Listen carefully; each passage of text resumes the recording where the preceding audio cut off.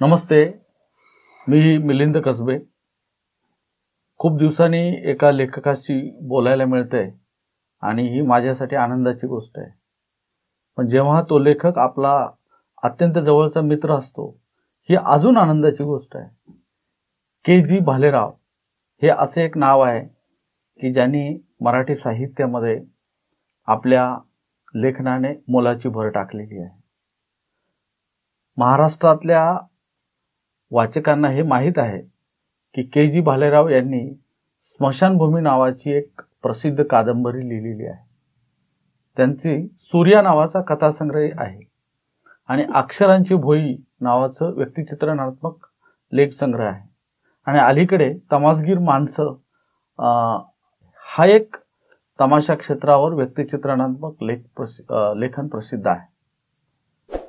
KG. Bhalerao हे जसे लेखक म्हणून परिचित आहेत तसे ते प्रयोगशील शिक्षक म्हणून प्रसिद्ध आहे. प्रदीर्घ अशा शिक्षकी सेवेनंतर ते आता निवृत्त होत आहे आणि त्यांच्या निवृत्तीचा सेवापूर्तीचा समारंभ संगमनेरमध्ये आयोजित केलेला आहे. ते संगमनेरचे आहेत. आपण त्यांच्याशी आज बोलणार आहोत. सर नमस्ते. नमस्ते.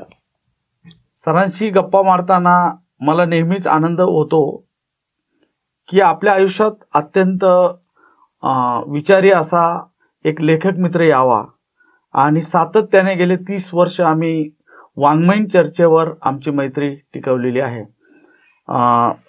सर आपण या चर्चेत सहभागी झालात आणि तुमच्या निवृत्तीचा विशेषतः सेवानिवृत्तीचा संदर्भ या मुलाखतीला आहे.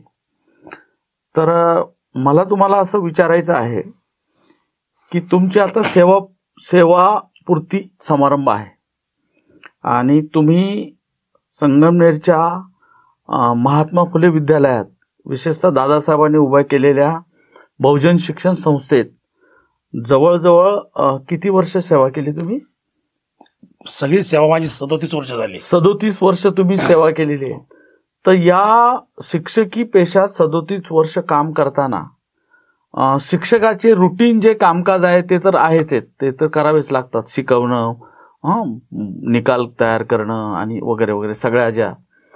पण त्या पलीकडे जाऊन मी तुम्हाला सतत समाज शिक्षक म्हणून पाहत आलोय. तर तुम्ही त्या शैक्षणिक आचरणाच्या पलीकडे जाऊन असं कोणतं महत्वाचं काम केलेलं आहे की जे आज ज्याचा उल्लेख करावा असं वाटेल? म्हणजे शाळेच्या की बस टोटल? नाही, शाळेच्या शिक्षक म्हणून. एक गोष्ट आहे, शिक्षक असणं ही फार आनंददायी गोष्ट आहे. त्याचं कारण काय आहे की इतर कार्यालयांमध्ये निर्जीव कागदांशी संबंध येतो आणि इथं जिवंत मुलं आपल्या समोर असतात ज्याला, त्यामुळे ते संवाद ज्याला म्हणतो त्या पिढीपर्यंत आपल्याला जाता येतं.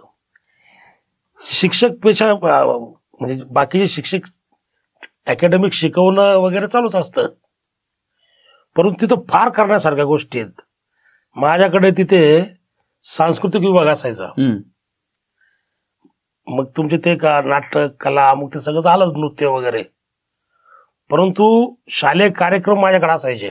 मग त्या शालेय कार्यक्रमाचं सगळं नियोजन विशेषत्वाने 27 नोव्हेंबर 28 नोव्हेंबर ते 6 डिसेंबर फुले शाहू आंबेडकर व्याख्यानमाला ते चालायचे. त्या व्याख्यानमाला सगळं काम माझ्याकडे असायचं. म्हणजे पाहुणा कोणाला आणायचा, कोणते लोक आले पाहिजेत, त्याचं नियोजन कसं करायचं, सूत्रसंचलन, सगळी कामं मी करायचो. त्या निमित्ताने मुलांना चांगले चांगले वाचक, लेखक, कवी किंवा समाजकार्य करणारे काही कार्यकर्ते अशा शाळेत आणता आले. अर्थात त्याच्यासाठी मुख्याध्यापकांना सहकार लागतं, पण मला मिळालेले मुख्याध्यापकच असे होते की त्यांना वाटायचं की याच्यात काहीतरी आहे. त्यामुळे मी सुचवलं की ते ॲग्री व्हायचे. किंवा मधून मधून मी काय करायचो, वर्गामध्ये नुसतं शिकवण्याच्या बाहेर माझा बराचसा काळ आहे ना, समजा तुमचा 35 मिनिटाची वेळ आहे, माझ्या 20 मिनिटं बाहेर ज्ञानावरच असायचे. व आपण गरीबाघरची मुलं आहोत, कारण मी ज्या भागात शिकवत होतो ते विटी कामगाराची मुलं होती. ती बाल म्हणजे ती मजुरांची मुलं होती, ऊसतोड कामगार त्या ठिकाणी होते, कारखान्याचा एरिया, अशा भागात मी शिकवत होतो. आणि मी त्या मुलांना म्हणायचो की आपण दूर काय आहे तर आपण त्याच्यापर्यंत, म्हणजे उदाहरणार्थ आपले पालक आहेत ना, आठवड्यावर कष्ट करून शनिवारी एक काळी पिशवी घेऊन येतील, पण एक पेपर 150-200 रुपये महिन्याला लागतात, तो मात्र आपल्या घरात येत नाही. तो आला पाहिजे. मग याच्यासाठी आम्ही काय करायचो की आमच्या शाळेतच एक असे वर्तमानपत्र जे आहेत, तर वर्तमानपत्र स्टँड तयार करून मधली सुट्टी व्हायची वेळ आली की ते लावून द्यायचो. मुलं यायचे आणि ते वाचायचे अर्धा-पाऊण तास. ते छोटी मुलं आहेत 10वी पर्यंतची, त्यांना फार काय त्याला कळतंय असं काही नाही, परंतु किमान वर्तमानपत्र काय असतं हे ते बघायचे. मी वर्गात त्यांना कधी कधी पेपर घेऊन जायचो, याला अग्रलेख म्हणतात, म्हणजे काय काय वर्तमानपत्राचे भाग आहेत हे त्यांना सांगणं असेल. किंवा ग्रंथालयामध्ये पुस्तकं, अनेक शाळांमध्ये ग्रंथालयात पुस्तकं बंदिस्त आहेत. म्हणजे वाचन चळवळ विकसित करण्यासाठी तुम्ही महत्वाचा रोल ते केलं तुमच्या संस्थेत. पण मला हे माहिती आहे, कारण तुम्हाला जे हेडमास्टर लाभले, विशेषतः जीवी रुपवते, त्यांचा सहवास मला पण लाभला. म्हणजे मी त्यांचा विद्यार्थी, आणि 10वीत असताना जीवीनी आम्हाला इतिहास शिकवलं आणि ती इतके भारी शिकवायचे. तर अशी सगळी जी मंडळी आहे ती तुमच्या सहवासात राहिली. मला वाटतं तुम्ही एका राजा कांदळकरांनी घेतलेल्या इंटरव्ह्यूत पण सांगितलंय की रावसाहेबांपासून जीवींपर्यंत सगळी माणसं तुमच्या सहवासात आली. पण तुम्ही ज्या संस्थेत काम केलं ती दादासाहेब रुपवतेंनी उभी केलेली संस्था आहे. तर दादासाहेब रुपवते, प्रेमानंद रुपवते आणि आता संगराज रुपवते ती चालवत आहेत. तर या संस्थेच्या मुख्य ध्येय धोरणाबद्दल आणि तुम्ही त्याच्यामध्ये कसा समरस झालात आणि सामाजिक कार्याला कसे जोडलात याबद्दल जाणून घ्यायला नक्कीच आवडणार आहे. मुळातच ते की ती जी संस्था, दादासाहेब कधी भाषणात म्हणायचे की ही संस्था पुस्तकी ज्ञान देण्यापेक्षाही संस्कार देणारी संस्था आहे. आणि दादासाहेबच एक डाव्या विचारसरणीचे बाबासाहेबांच्या बरोबरीने काम केलेलं असल्यामुळं की ही संस्था फुले शाहू आंबेडकरच्या विचारांनी चालेल आणि इथे त्याच पद्धतीने, म्हणजे परंतु कार्यकर्ता नावाचा जो प्रकार आहे तो त्या संस्थेत घडेल. म्हणजे माझा शिक्षक फक्त शिकवण्यापुरता मर्यादित नाही, तो समाजशील असला पाहिजे, हे दादासाहेबांचं असायचं.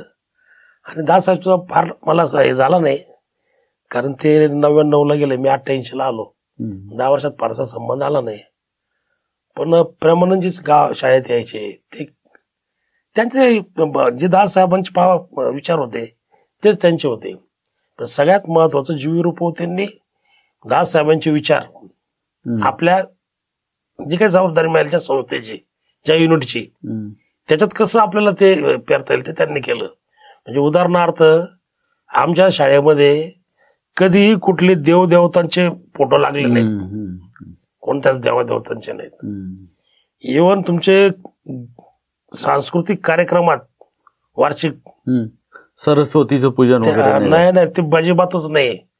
आणि गाणे सुद्धा ते पाहून घ्यायचे, ह्या गाण्यामध्ये कुठं देवधर्म आहे काय. त्यांचं म्हणणं असं होतं की इथं सगळ्या जाती धर्माची मुलं शिकतायत, कुठल्याही, जरी बौद्ध धर्म, म्हणजे बाबा आम्ही बौद्ध होतो सगळे, पण ते सुद्धा फार प्रमाणात घुसू नाही दिलं त्यांनी. बौद्ध आहोत त्याचा अभिमान आहे प्रत्येकालाच आहे, पण इथं सर्व जाती धर्माची मुलं शिकतायत. फुले शाहू आंबेडकर विचार रुजवायचा ना, एकमेव शाळा अशी की 28 नोव्हेंबर महात्मा फुले ते 6 डिसेंबर या कालावधीत व्याख्यान मला होते, आणि ती जीवी सरांनी चालू केली. किंवा त्या शाळेमध्ये त्यांना एक अशी आवड असायची की आमच्या शेजारीच संगमनेर महाविद्यालय, आणि महाविद्यालयात कौंडिण्य सर असल्यामुळं किंवा डॉक्टर रावसाहेब कसबे असतील, डॉक्टर अली वकील असतील, शिवाजी गायकवाड असतील, मारा लांबखडे ही सगळी म्हणजे ज्याला माझं असं मत आहे की आमच्या संगमनेरच्या महाविद्यालयात एक असा दर्जेदार म्हणजे महाराष्ट्रातले दर्जेदार लोक तिथं असायचे. त्यामुळे तिथं त्यांच्या निमित्ताने महाराष्ट्रातले अनेक लोक त्या शाळेत यायचे. ते लोक जे यायचे ना ते लोक नुसते लेखक नव्हते, ते काही नाटकातले लोक असायचे, काही चित्रपटातले लोक असायचे, काही गाण्याच्या क्षेत्रात, अशा सगळ्या क्षेत्राचे लोक तिथं यायचे. आणि जीवी हे टपून असायचे कोण आलेलं इकडं, आणि हा माणूस माझ्या विद्यार्थ्यांसमोर आला पाहिजे हे एक त्यांच्या. मग त्या लोकांना घेऊन शाळेत येणं. आमच्या स्नेह संमेलन सुद्धा दासाहेब बरोबर होते, असे मोठमोठे लोक घेऊन यायचे की मुलांपुढे ते गेलं पाहिजे.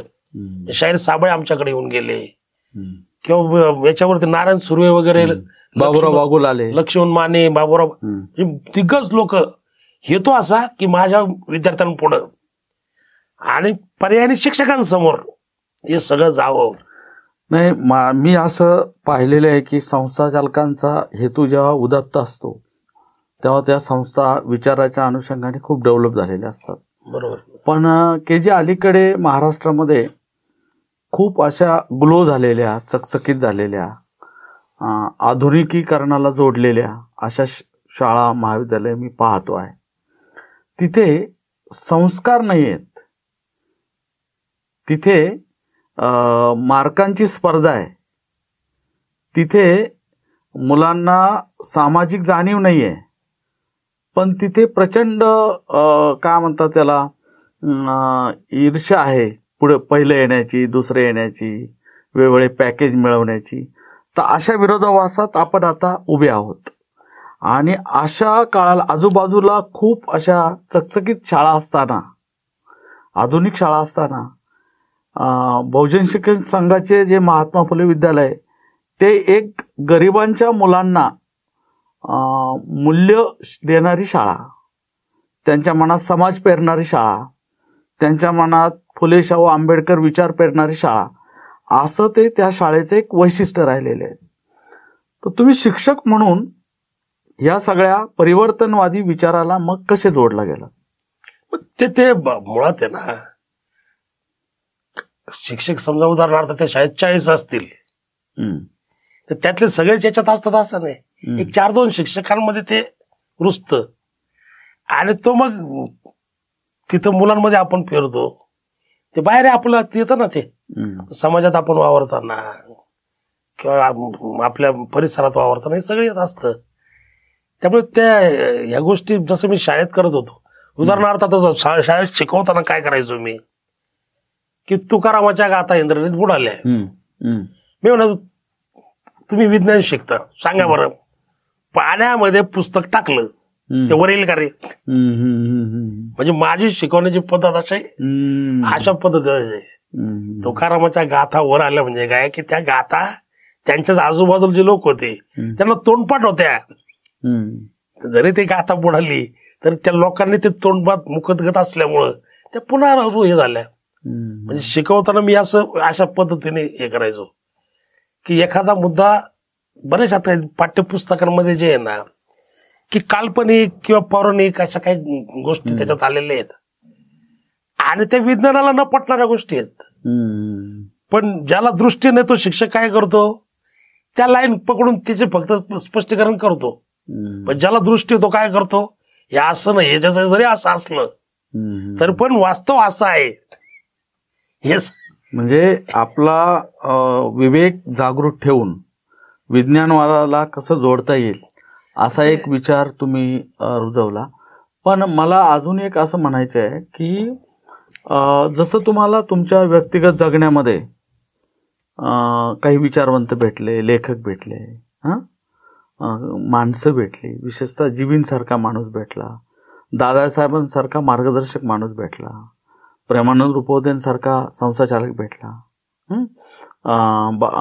संगराज रुपवतेंसारखे, तर ही सगळी माणसं तुम्ही पाहिली आणि त्याच्यातनं मला तुम्हाला पुढे असं विचारायचं आहे की तुमची प्रतिमा शिक्षकानंतरची आहे लेखक म्हणून. मग तुम्ही वाचनाकडे महाविद्यालयीन जीवनामध्ये वळालात.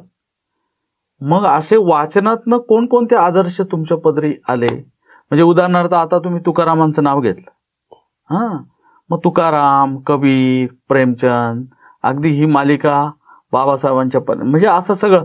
तर हे सगळे अनसीन आयडॉल्स जे आहेत, हे अनसीन आयडॉल्स जे ग्रंथांच्या मध्ये किंवा महापुरुषांच्या रूपाने किंवा मोठ्या लेखकाच्या रूपाने जे समाजामध्ये प्रेरित झालेले आहेत, तर अशी माणसं तुम्हाला मग कशी कशी भेटत गेली? एक गोष्ट अशी आहे की आपण वाचतो, वाचताना असं काही डोक्यात नसतं. म्हणजे सुरुवातीला मी जेव्हा काही वाचायला लागलो, आपण बाबा आंबेडकरी चळवळीतल्या किंवा आपण त्या याच्यात जन्मलेला असल्यामुळं पर्यायाने बाबासाहेबांचं काय मिळेल ते आपण वाचतोच. ते फार समजतं असं काही नाही, पण जेवढं समजतं ते रुजतं ना, कधी ते कृतीत येतं. मग आपण दलित साहित्य वाचणं. परंतु माझं एक गोष्ट अशी आहे की सुरुवातीला मी वाचायचो आणि तुमच्यामुळेच रावसाहेबांशी आपले संबंध आले. ते मला एकदा म्हणाले, काय वाचतो तू? मी म्हणलो मी दलित साहित्य वाचतो. अरे साहित्य काय दलित फुलित असतं का? साहित्याला काय असं काय हे का? सगळं वाचलं पाहिजे. मी मग मी व्यंकटेश माडगुळकर वाच, गदे माडगुळकर वाच, बाहेरचं सुद्धा वाचत गेलो ना मी. अण्णा भाऊ वगैरे तर वाचले, बाबाराव बागुल हे तर वाचलेच, पण बाहेरचा लेखक कोण चांगला आहे उदाहरणार्थ. आणि अलीकडे सुद्धा मी वाचताना काही वाचत नाही. माझी वाचनाची एक हे असते की उदाहरणार्थ कोण समकालीन लेखकात कोण आहे किंवा आपल्या अगोदरच्या याच्यात कोण आहे. समजा रंगनाथ पठारे, रंगनाथ पठारे माझं तर फार एक का दोनच वेळा भेट झालेली आहे. कदाचित ते मला फारसे ओळखतही नसतील, पण माझ्या माहितीप्रमाणे मी 80% साहित्य त्यांचं वाचून काढलं. आता आपल्याकडे काय माहिती का, काही लोकांचं म्हणजे आपण पण असे एक कल्ली होत चाललेलं आहे. काय वाचतो ते, याचं का वाचतो? अरे काय तुम्हाला समजून घ्यायचं तर सगळं वाचलं पाहिजे ना. किंवा नेमाडे ते देशीवाद वगैरे त्या भानगडे आलं घेत, पण काय लिहिलंय त्याने ते वाचलं तर पाहिजे ना आपण. अगदी बरोबर, अगदी बरोबर. असं किंवा सदानंद देशमुख आहे, म्हणजे मराठीतले आजचे दिग्गज हे मी वाचतो. माझ्याकडे त्याचे सगळे संग्रह, ते सगळे पुस्तकं वगैरे मिळवतो. विशेष ऑनलाईन किती पैसे अजून पाठवून ते मला वाटलं की पुस्तक वाचलं पाहिजे आपण, त्याची नोंद ठेवून ते मिळवतो, मी वाचतो. म्हणजे नुसतं दलित साहित्य ते ठीक आहे, त्या काळात वाचलं असेल मी, पण आता तसं नाही. आता मला जे योग्य वाटतं ते मी वाचतो. त्याचा फायदा असा होतो की तुम्हाला सुद्धा नकळत तुमची दृष्टी सापवायला होते. मध्यंतरी मी तुम्हाला प्रेमचंद यांच्या कहाण्या वाचताना, मला वाटतं त्यांच्या कादंबऱ्या पण वाचताना पाहिले. म्हणजे हिंदीतलं सुद्धा तुम्ही बऱ्यापैकी वाचलेलं आहे, मराठीतलं तर वाचताच नेहमी. पण तुमचा वाचनाचा जी हौस आहे वाचण्याची, ती मी स्वतः अनुभवलेली आहे आणि अनेक पुस्तकं आपण एकत्र वाचलेली आहेत. पण हे सगळं वाचत असताना तुम्हाला लेखक व्हावं किंवा आता आपल्याला लिहिता येतंय आणि आपण ते लिहू शकतो किंवा आपल्याला ते लिहायचं आहे, असं कधी वाटलं? कसं माणूस काय ठरवून लेखक होत नाही. म्हणजे माझं मत असं आहे, ठरून काय लिहिणं होत नाही. म्हणजे माणूस म्हटला चला आता मला लेखक व्हायचं, मला लिहायचंय, असं नसतं ते. तुम्ही जेव्हा वाचता ना, समजा मी 4 आत्मकथनं वाचली किंवा 4 कादंबऱ्या वाचल्या, ते त्या लेखकाचे अनुभव आहेत. त्या लेखकाने पाहिलेला तो परिसर आहे. पण मला असं वाटतं ना, याने जे लिहिलंय तर मला पण असे काही अनुभव आहेत ना, ते याच्यापेक्षा वेगळे आहेत, परिसर वेगळा आहे. असं काय आपण लिहू शकतो, म्हणजे असं ठरवून नाही, पण आपल्याला वाटलं की आपण हे चांगलं तर आपण अशा पद्धतीने लिहू शकतो. उदाहरणार्थ प्रश्न घेऊन लिहिणं. मला एकदा दयापा मला म्हटले त्यांच्या आत्मकथन, मी म्हणलो वैचारिक पुस्तक आणि हे ललित वाङ्मय काय? त्याला काय ना, वैचारिक पुस्तकाचा जो विचार आहे तो ललित अंगाने आपण मांडायचा. म्हणजे बोलीभाषा आपली, परिसर, पण विचार मात्र तो त्या पात्रातून द्यायचा तो. तर असं तो प्रकार आहे.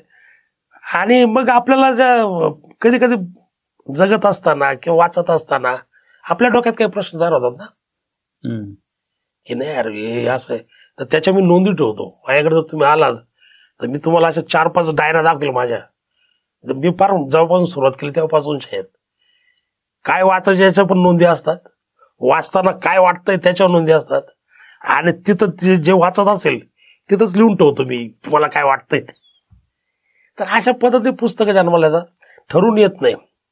पण कधी कधी मराठी साहित्य वाचताना आपल्या अशा लक्षात येतं की हे जे चितारलेलं चित्र आहे विशेषत्वाने मागासवर्गीयाच्या संबंधाने, म्हणजे मागासवर्गीय जनरली काय आहे की मारवाड्यातलं जीवन आपला लेखक ज्या पद्धतीने लिहिल, कारण त्याने ते पाहिलेलं आहे. इतर लेखक कशा पद्धतीने तू, म्हणजे जसं ते रावसाहेब कधी कधी भाषणात म्हणतात की अण्णा भाऊने मोर्चात झेंडा घेऊन आवाज देऊन ते करणं आणि गाडीतून नाशिक फडक्यांनी तो मोर्चा पाहणं, हा जो फरक लेखनात आहे, जगून जे लिहिलंय ते आणि जरून पाहून जे लिहिलंय ते, याच्यात जमीन आसमानचा फरक आहे ना. आणि मग आपण मराठी वाङ्मय वाचताना आपल्याला लक्षात येतं की अरे हे असं नाही, हे असं आहे. एखाद्या मागासवर्गीय श्रीराम पाटीलाला बलात्कार केला असं कसं काय होईल. ती सजग झालेली आहे आता, आणि ती एवढी आता इतके शिकलेत आपले लोक आता सगळे, म्हणजे त्याला नुसतं आपण बौद्धच नाही म्हणणार, अनेक मागासवर्गीय जातीचे लोक फार बुद्धिमान झालेले आहेत. म्हणजे आपल्या पूर्वीचे जे होतं ना की त्या 4 गोष्टी सांगितल्या याच्या, ब्राह्मणा घरी ज्ञान नाम, मारा घरी त्याने आता. त्यामुळं लेखन ही गोष्ट जी आहे ना ती ठरवून नसते. के जी आपण वाचनाची चर्चा करत होतो, आणि आपण काय वाचतोय आणि त्या वाचनावर आपलं विचार विश्व कसं उभं राहतंय आणि यातून आपल्या लेखनाची कशी प्रेरणा मिळते याबद्दलची चर्चा आपली चालू आहे. पण मला तुमच्या संबंधीने चर्चा करायची आहे की तुम्ही ज्या 5-6 कलाकृती लिहिल्या आणि मराठीत तुमचं एक नाव झालं, एक कथाकार म्हणून नाव झालं, कादंबरीकार म्हणून नाव झालं, ललित लेखक म्हणून नाव झालं. तर हे जे लेखन प्रक्रिया आहे तिच्याकडे कसे वळालात आहे मगाशी तुम्हाला जसं विचारलं तसं. पण तुम्हाला स्मशानभूमी हे पुस्तक लिहिताना तो विषय का निवडावासा वाटला, किंवा तो कादंबरीच्या फॉर्ममध्येच का मांडावासा वाटला, किंवा त्यावेळची परिस्थिती काय होती त्या पुस्तकाबद्दल? हा, ते फार मजेशीर आहे की ते स्मशानभूमी ही जी खेड्यातली फार महत्वाची गोष्ट होती, ती अलीकडे आता कॉमन झालेली. आता एकच गावात स्मशानभूमी, पण पूर्वी जातवार स्मशानभूमी असायच्या, आणि लोक त्या गाडले जायचे ना त्या स्मशानभूमीत. तर आमच्या मारवाड्याच्या जवळच आमची स्मशानभूमी होती, त्याला मसनवाटा म्हणायचे. ते लोक तिथे गाडले जायचे. परंतु नंतरचा काळ असा आला की ते एकत्रित झालं, म्हणजे एकच स्मशानभूमी गावची झाली. त्यामुळे ती जागा तशीच पडून राहिली. आणि मग ती जागा नंतर ग्रामपंचायत जमा झाली आणि तिथं शॉपिंग सेंटर उभं राहायचं चाललं होतं. कारण अशा पडीक जागा ज्या आहेत गावच्या, तिथं काही ना काही त्या पडीत राहण्यापेक्षा गाव आता आधुनिक व्हायला लागलेत. आणि जेव्हा गाव आधुनिक होतात तेव्हा अशा इमारतींचं सिमेंटचं जग उभारायला लागतं. तसं तिथे तर त्यांच्या डोक्यात आलं, पण तिथे तर आपण करायचं त्या गावचा विचार की तर शॉपिंग सेंटर करायचं. आणि गावामध्ये फार सुंदर असतं ते गावचे जे लोक असतात, गाव पुढारी, ते तुमची वस्ती कधी एक ठेवत नाही. म्हणजे तुमची म्हणजे तुमच्या आपलीच नाही, सगळ्या मागासवर्गीय वस्ती एक का नाही, त्याचं ते सुरूच आहे. मग ते काय करतात, ह्या वस्तीतला कोण आपल्याशी त्याला जवळ ठेवणं, त्याला फुशारकी असते. मी पाटला जवळ येत, मी समाजाजवळ नाही, त्याला काय वाटत नाही.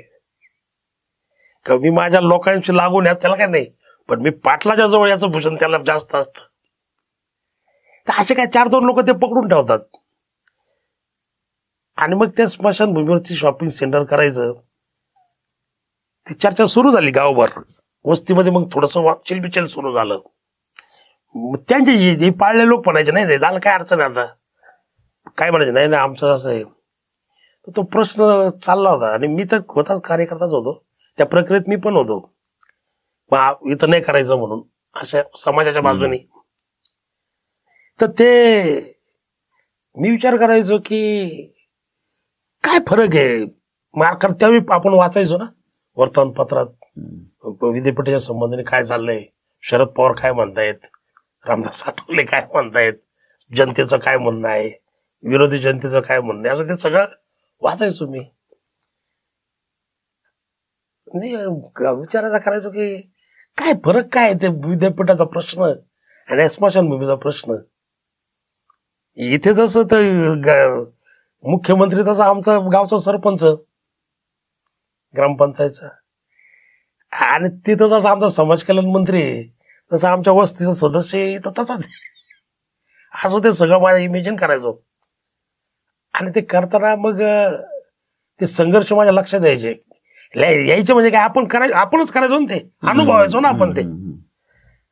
आणि मग ते मला एकदा एक जण म्हणतो एक कादंबरी आपलं एकांका लिही, तोपर्यंत मी काहीच लिहिलेलं नव्हतं.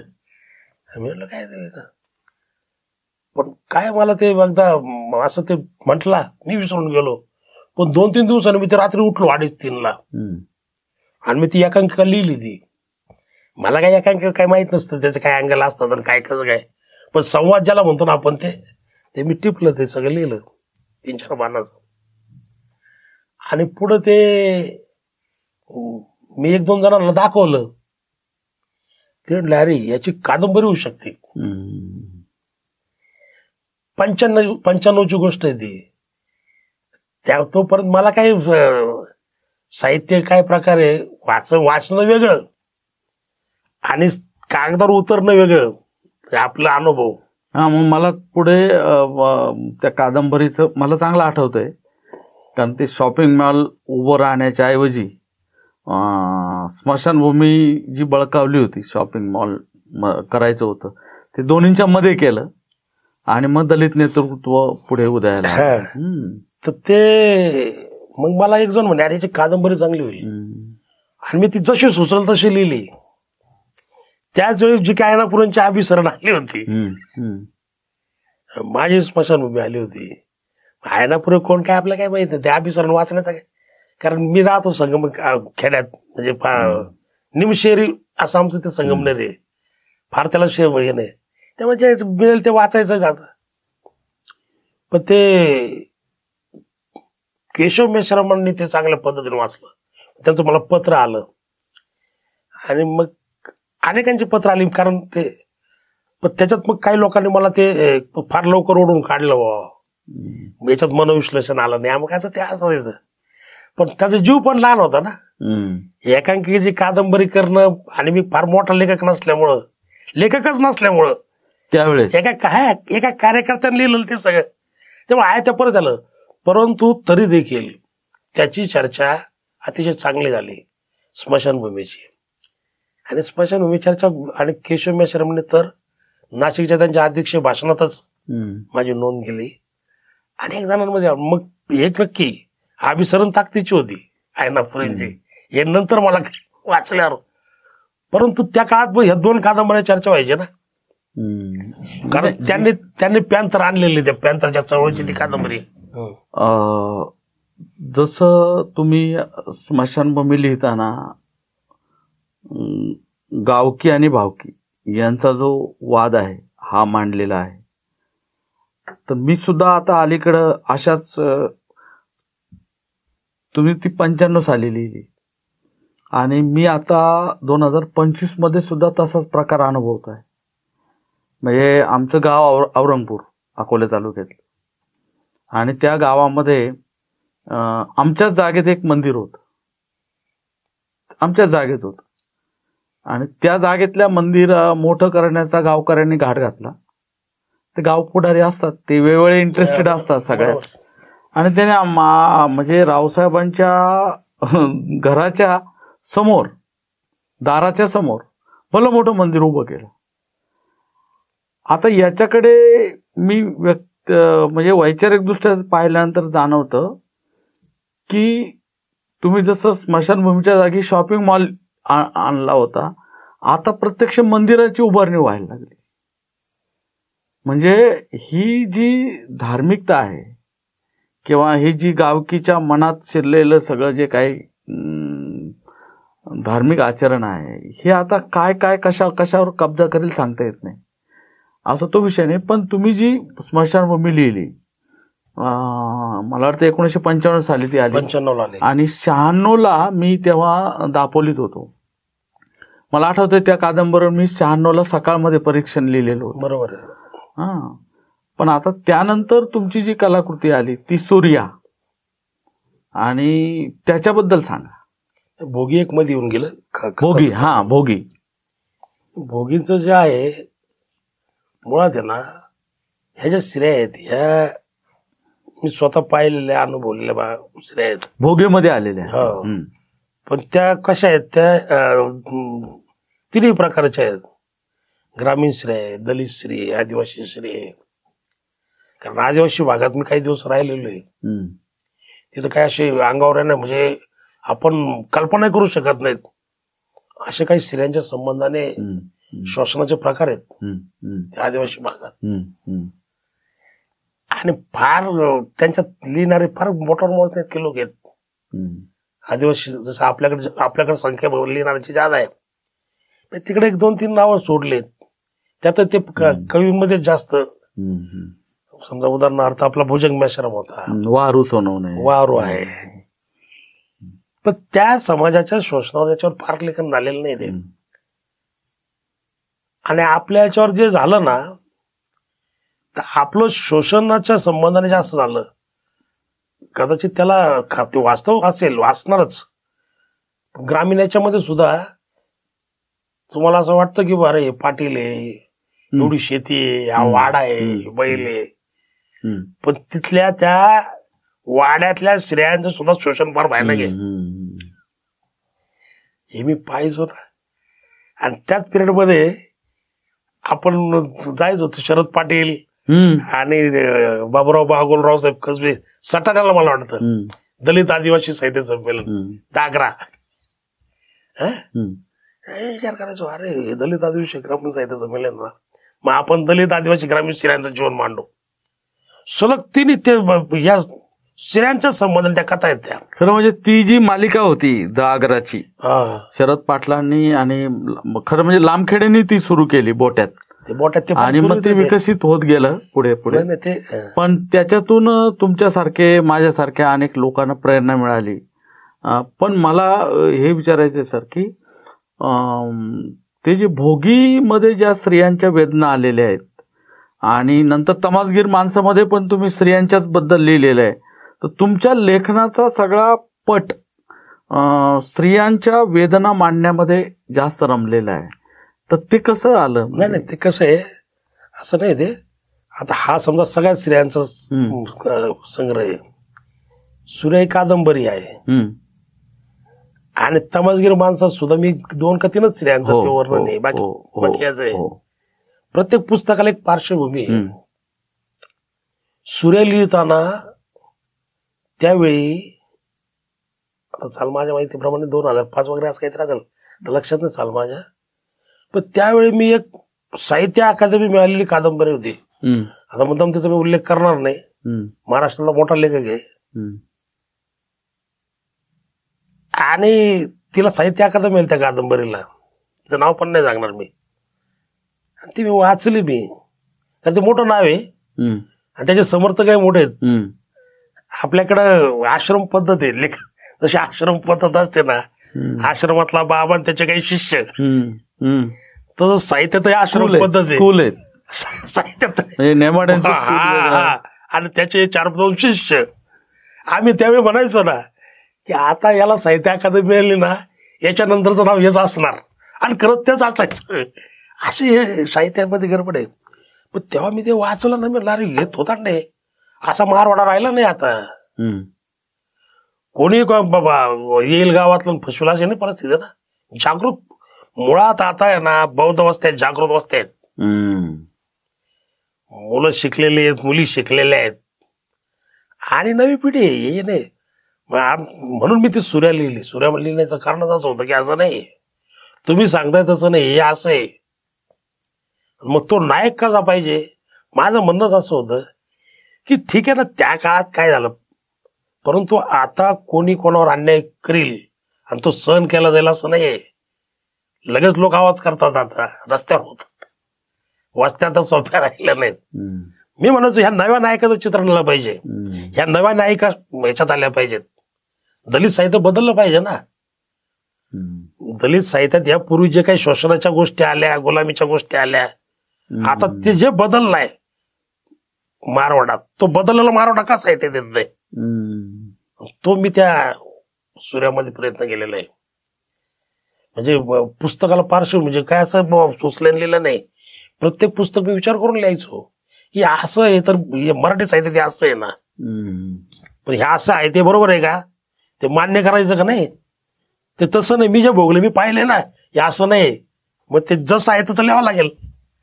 तर असे केलेले आहेत. म्हणजे तुम्ही फार जाणीवपूर्वक कलाकृतीची निर्मिती केलेली आहे आणि प्रत्येक कलाकृतीला एक स्वतंत्र सामाजिक पार्श्वभूमी आहे. आता उदाहरणार्थ तुम्हाला मी सांगतो, त्या अक्षरांच्या भुई जरा बाजूला ठेवू, पण तमसगीर माणसं लिहिताना मी तमाशा फार पाहिलेले आहेत. कोणी आपण जे मारवाड्यातली मुलं आहेत यांनी जास्तीत जास्त तमाशा पाहिलेला, मी खूप पाहिले. मी पाहायचो झालं जे काही येतंय पुस्तक तमाशावरती जे लेखन येतंय, तर एक तर त्या विद्यापीठ पातळीवरती अकॅडमिक संशोधन त्याच्यावर झालेले. का काय लिहिणार लोक काय करतात, फडमालकावर लिहितात. विठाबाईवर चरित्र आलं, कांताबाईवर चरित्र आलं, काळोबाळावर चरित्र. मी नाही झालं हे जे कलावंत आहेत यांच्यावर कोण लिहिणार आहे. त्यांच्यातले जे कलावंत होते ना फार ताकदीचे कलावंत. म्हणजे आता तुम्ही पाहिला त्यातला खलनायक असू द्या, अहो आम्ही अक्षरशः पाहिलेले लोक दगड मारायचे खलनायक, शिवाय त्याचा आकडतात. त्याच्या तुम्ही चित्रपटातल्या खलनायकाचं नावाच होतो, नाटकातला याचा कोण विचार करणार आहे. मग या फडमालकाच्या पेक्षा ह्या कलावंतावर लिहिलं पाहिजे. पण लिहायचं ठरलं, पण लिहायचं तर मग नुसतं कलावंत म्हणून लिहायचं ना. तर त्यातल्या प्रत्येकाचं दुःख काय आहे, ढोलकीवाल्याचं काय दुःख आहे.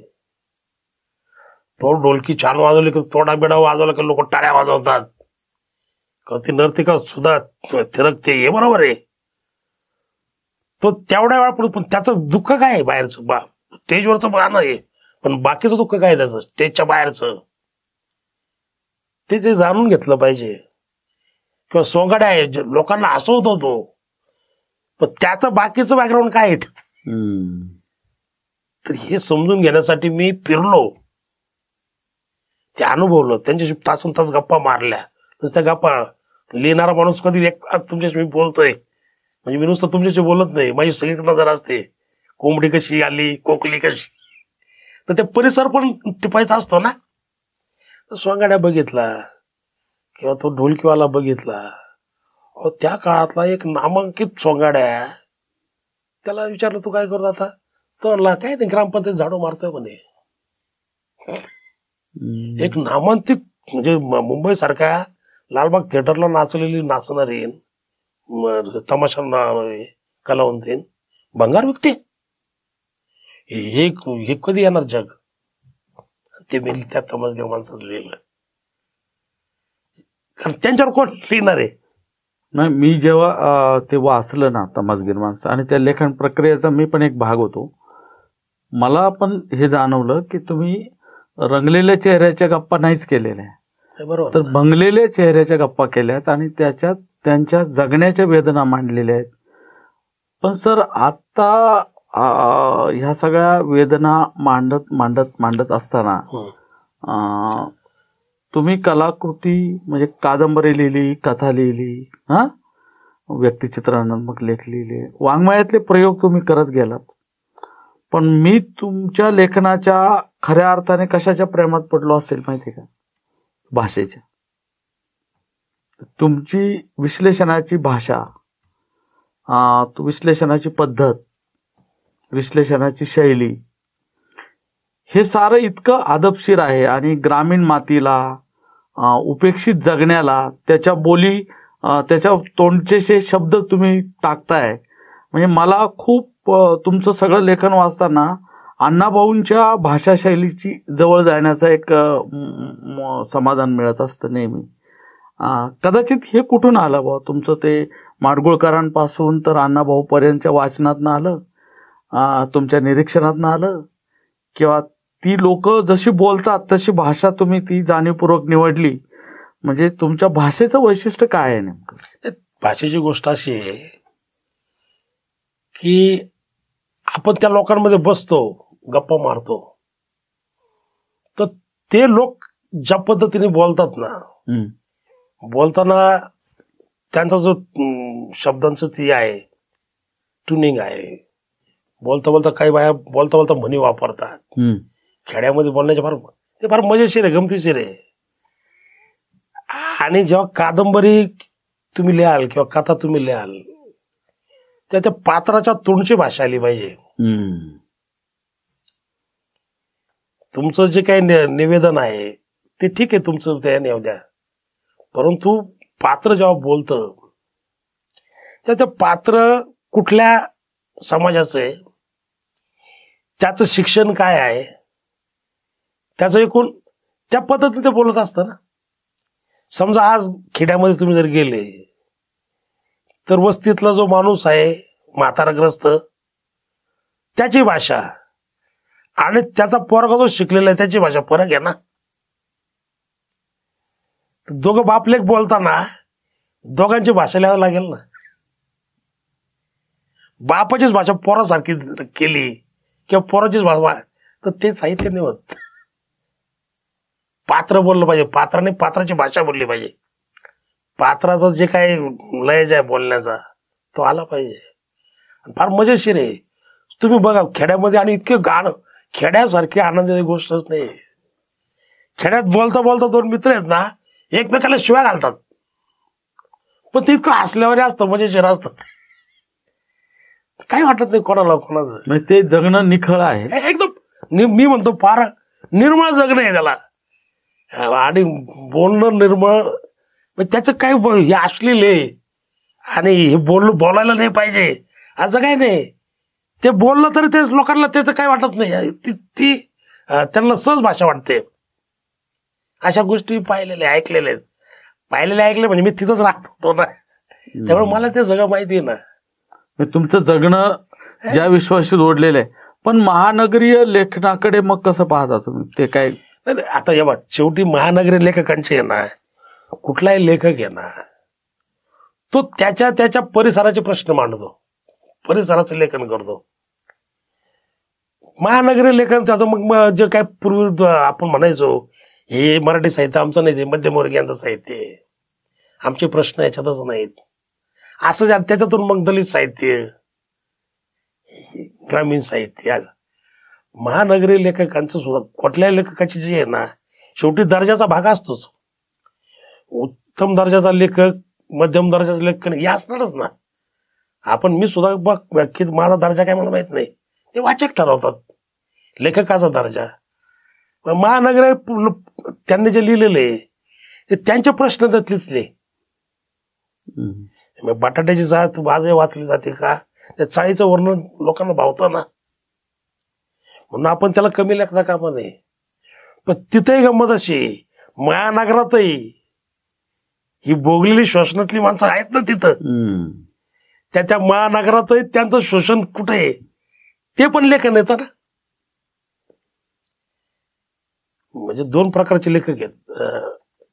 महानगराचं जसं अण्णाभाऊने आपण पाहिलं ना, पठ्ठे बापूरने मुंबईचं वर्णन केलेलं वेगळं आणि अण्णाभाऊने मुंबईचं वर्णन केलेलं लावणीत वेगळं, हा फरक आहे ना. तसंच ते मुंबईतल्या किंवा महानगरातल्या एखाद्या मराठी लेखकाने लिहिलं ते वेगळं आणि दया पाटील लिहिलं वेगळं येतं ना. हा जो फरक आहे ना, तर ते पण आपण कुठल्या लेखनाला कमी. माझं काय म्हणणं की समजून घ्या. उलट माझं असं म्हणते की ज्याबद्दल तुम्हाला आकर्ष आहे ना, जे तुम्हाला आवडत नाही ना, ते अगोदर समजून घ्यायला पाहिजे, नुसतं मला आवडत नाही असं म्हणून चालत नाही. का आवडत आहे तर त्याचं कारण पाहिजे ना. न आवडण्यासाठी तू काय केलं. महानगरी साहित्य वाचतो ना आपण, त्याची चर्चा होतेच ना मराठी साहित्यात. उलट तर त्याची जास्त होते. मगाशी मी तो आश्रम म्हणून नाही, आपण आता ग्रामीण, मला असं जसं तर जाणवलं की तुमचं जे लेखन आहे ते एकीकडे दलित परिघावर आहे आणि दुसरीकडे ग्रामीण परिघावर. आणि ग्रामीण आणि दलित साहित्याची सांगड घालण्याचे प्रयत्न शरद पाटलांपासून तर यादवांपर्यंत अनेकांनी केलेले आहेत. तर याकडे कसं पाहता तुम्ही? हा साहित्य प्रवाह, या साहित्याच्या चळवळी आणि हा समूह एक कसा होईल, याचं काही लेखक म्हणून तुम्हाला सांस्कृतिक एकीचं काही सूत्र दिसतंय का? याच्यात एक गोष्ट आहे, लेखन तर ते लेखकाचा तो स्थायी समजा ग्रामीण साहित्यवाले आहेत ते काय करतायत, ते शेती भातीचं दुःख मांडतायत. मग समजा बरोबर त्यांचं लेखन, मला त्यांचे प्रश्न बरोबर आहेत ते. मातीत बैलाचं काय झालं किंवा काय शेतीचं काय झालं, पिकाचं नुकसान कसं झालं, हे ते मांडणार ना. त्याला आपण ग्रामीण साहित्य म्हणतो. दलित साहित्य काय आहे, त्या शेतावर राबणारे जे मजूर आहेत त्या मजुराचं शोषण काय आहे, हे दलित साहित्य आहे. ग्रामीण साहित्य म्हणजे काय, शेती भातीचे प्रश्न. नाही, तुम्ही म्हणताय ते बरोबर आहे, पण आता त्याचा परीघ बदललाय. म्हणजे एक काळ असा होता की दलित साहित्यामध्ये आरक्षण हा एक महत्वाचा घटक होता. शैक्षणिक सवलती, राजकीय सवलती, दलित पॅन्थरचा सगळा संघर्ष. आता तो संघर्ष शेतकरी समाजात पण आहे आरक्षणावरचा. म्हणजे प्रश्नांनी नुसतं दलितांच्या पुरतं मर्यादित नाही राहिलेले प्रश्न, ते आता ग्रामीण जगण्याचे झालेले आहेत. तर अशा सगळ्या काळामध्ये दलित साहित्य आणि ग्रामीण साहित्य आणि त्यांचे प्रश्न केवळ जातीय राहिलेले नाही, ते वर्गीय झालेले आहेत. तर अशा काळामध्ये या दोन साहित्य चळवळी किंवा या दोन साहित्य प्रवाह सांस्कृतिक दृष्ट्या एक व्हावेत असं तुम्हाला वाटतं का?